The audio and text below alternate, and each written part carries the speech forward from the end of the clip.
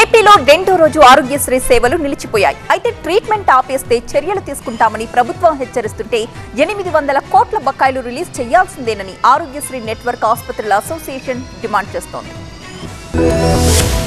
ఏపీలో ఆరోగ్యశ్రీ నెట్వర్క్ ఆసుపత్రుల సమ్మె కొనసాగుతోంది. ఆరోగ్యశ్రీ సీఈఓతో 2 దఫాల చర్చలు విఫలం కావడంతో ఏపీ వ్యాప్తంగా సుమారు 400కు పైగా నెట్వర్క్ ఆసుపత్రుల్లో ఆరోగ్యశ్రీ సేవలు బంద్ అయ్యాయి. ప్రభుత్వం బకాయిలు చెల్లించకపోవడంతోనే మూసివేస్తున్నట్లు ఆరోగ్యశ్రీ కౌంటర్ల దగ్గర స్టిక్కర్లు అంటించాయి నెట్వర్క్ ఆసుపత్రుల యాజమాన్యాలు. దాంతో ఆరోగ్యశ్రీ సేవలు అందించే సూపర్ స్పెషాలిటీ ప్రైవేట్ ఆసుపత్రుల యాజమాన్యాలపై ఏపీ ప్రభుత్వం కన్నెర చేసింది. ఆరోగ్యశ్రీ బకాయిల కింద 203 కోట్ల రూపాయలు విడుదల చేశామని, ట్రీట్మెంట్ విషయంలో లబ్ధిదారులకు అంతరాయం కలిగిస్తే చర్యలు తప్పవని హెచ్చరించింది.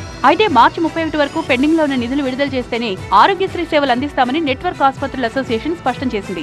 ఇప్పటి వరకు 1500 కోట్లు బకాయిలుండగా కనీసం 800 కోట్లు రిలీజ్ చేస్తేనే ఆరోగ్యశ్రీ సేవలు ప్రారంభిస్తామని పట్టుబడుతున్నాయి. ఇక ఆరోగ్యశ్రీ సేవల బంద్ పై నెట్వర్క్ ఆసుపత్రుల అసోసియేషన్ ప్రధాన కార్యదర్శి డాక్టర్ అవినాష్ సేవలు అందించలేకపోతున్నందుకు ప్రజలు క్షమించాలని, ప్రభుత్వం బకాయిలు చెల్లించకపోవడంతో సిబ్బందికి జీతాలు కూడా ఇవ్వలేకపోతున్నామని ఆవేదన వ్యక్తం చేశారు. ఇప్పటికైనా అర్థం చేసుకుని కనీసం సగం బకాయిలైనా ప్రభుత్వం విడుదల చేయాలని డిమాండ్ చేశారు. అటు ఆరోగ్యశ్రీ సేవలు ఆపేసినప్పటికీ ఎమర్జెన్సీ కేసులో ట్రీట్మెంట్ కొనసాగుతుందని చెప్పారు డాక్టర్ అవినాష్.